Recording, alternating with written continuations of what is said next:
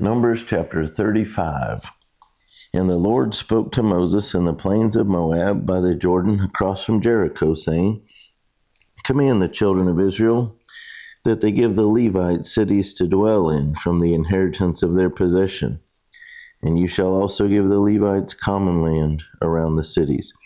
So remember, the Levites were the one of the 12 tribes of Israel that instead of getting equal land inheritance, their portion was, they were the Lord's servants. And so God provided for them through the tithes and the giving of the other 11 tribes, because instead of being farmers and such, their role was to take care of the sanctuary and perform priestly duties and sacrifices and that kind of thing. They shall have the cities to dwell in, and their common land shall be for their cattle, for their herds, and for all their animals. So even though they were dedicated to service of the Lord, they still had to live. They still had to eat. They still had to raise families and have homes and have wives and children and all that. So it's a reminder for us, in our day, even though things are much different, we still have ministers of the gospel that still need to pay their bills. They're buying homes in the same time frame you are. So, we shouldn't assume that our ministers have less expenses than everyone else. So kind of a challenge to us today to provide for those that are in service of the Lord. The common land of the cities which you will give the Levites shall extend from the wall of the city outward 1,000 cubits all around. And you shall measure outside the city on the east side 2,000 cubits, on the south side 2,000 cubits, on the west side 2,000 cubits, and on the north side 2,000 cubits. The city shall be in the middle. This shall belong to them as common land for the cities. Now, so he's asking them to take a portion of their property dedicated for the use of the Levites. Now, among the cities which you will give to Levites, you shall appoint 6 cities of refuge, to which a manslayer may flee. Into these you shall add 42 cities. So this is going to be a big topic here. So let's find out what's going on. Cities of refuge. We, in modern day times, have called these sanctuary cities, although the meaning has been muddled. So what it means here is that, and it said, a manslayer may flee. So the point of a refuge city of refuge, or sanctuary city, is not to protect the guilty. It is to protect someone for a time until a proper trial can happen. So basically, if somebody was guilty of murder, this wouldn't apply. They would, be tried. They would be tried for murder. This was for accidental death. And so what would happen is, let's say somebody died. They say, well, this person did it. So the family of the one that had somebody die would respond in anger, try to go avenge that murder by killing them. And before they had all the facts, an equivalent of like a jury would be able to hear the story and find out what happened to determine guilt or not. If the person was guilty, they'd still be tried for murder.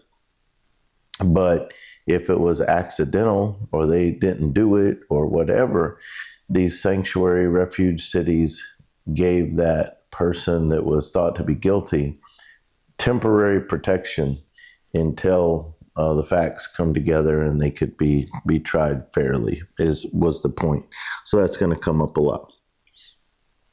So that's different, than the way some of us use it nowadays for political reasons. It's kind of became a political term nowadays. So all the cities you will give to the Levites shall be 48. The 6 plus the 42 is 48. These you shall give with their common land, and the cities which you will give shall be from the possession of the children of Israel. From the larger tribe you shall give many, From the smaller you shall give few. So once again, the portion of the Levites is coming as a tithe or offering, a gift from the other 11 tribes. Each shall give some of its cities to the Levites in proportion to the inheritance that each receives. That's why to this day, the tithe is still 10%. It accounts for inflation and changes. It's always a tenth. And I know that this is just land. They have tithes and offerings from their grain and their animals and things like that. Then the Lord spoke to Moses, saying, Speak to the children of Israel and say to them, When you cross the Jordan into the land of Canaan, then you shall appoint cities to be cities of refuge for you, that the manslayer who kills any person accidentally may flee there. They shall be cities of refuge for you from the avenger, that the manslayer may not die until he stands before the congregation in judgment. And of the cities which you give, you shall have 6 cities of refuge. You shall appoint 3 cities on this side of the Jordan, and 3 cities you shall appoint in the land of Canaan, which will be cities of refuge. These 6 cities shall be for refuge for the children of Israel, for the stranger and for the sojourner among them, that anyone who kills a person accidentally may flee there. But if he strikes him with an iron implement so that he dies, he is a murderer. The murderer shall surely be put to death. And if he strikes him with a stone in the hand, by which one could die, and he does die, he is a murderer. The murderer shall surely be put to death. Or if he strikes him with a wooden hand weapon by which one could die, and he does die, he is a murderer. The murderer shall surely be put to death. The avenger of blood himself shall put the murderer to death. When he meets him, he shall put him to death. So they actually let the avenger from the family of the one that was killed be the one to execute the judgment. If he pushes him out of hatred, or while lying in wait, hurls something at him so that he dies, or in enmity he strikes him with his hand so that he dies, the one who struck him shall surely be put to death. He is a murderer. The avenger of blood shall put the murderer to death when he meets him. However, if he pushes him suddenly without enmity, or throws anything at him without lying in wait, or uses a stone by which a man could die, throwing it at him without seeing him so that he dies, while he was not his enemy or seeking his harm, then the congregation shall judge between the manslayer and the avenger of blood according to these judgments. So the congregation shall deliver the manslayer from the hand of the avenger of blood, and the congregation shall return him to the city of refuge where he had fled, and he shall remain there until the death of the high priest, who was anointed with the holy oil. But if the manslayer at any time goes outside the limits of the city of refuge where he fled, and the avenger of blood finds him outside the limits of his city of refuge, and the avenger of blood kills the manslayer, he shall not be guilty of blood, because he should have remained in his city of refuge until the death of the high priest.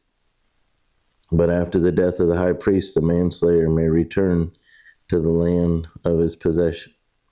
And these things shall be a statute of judgment to you throughout your generations in all your dwellings. Whoever kills a person, the murderer shall be put to death on the testimony of witnesses. But one witness is not sufficient testimony against a person for the death penalty. Moreover, you shall take no ransom for the life of a murderer who is guilty of death, but he shall surely be put to death. So you can't buy your way out of it. And you shall take no ransom for him who has fled to his city of refuge, that he may return to dwell in the land before the death of the priest. So you shall not pollute the land where you are, for blood defiles the land, and no atonement can be made for the land for the blood that is shed on it, except by the blood of him who shed it. Therefore do not defile the land which you inhabit, in the midst of which I dwell, for I, the Lord, dwell among the children of Israel.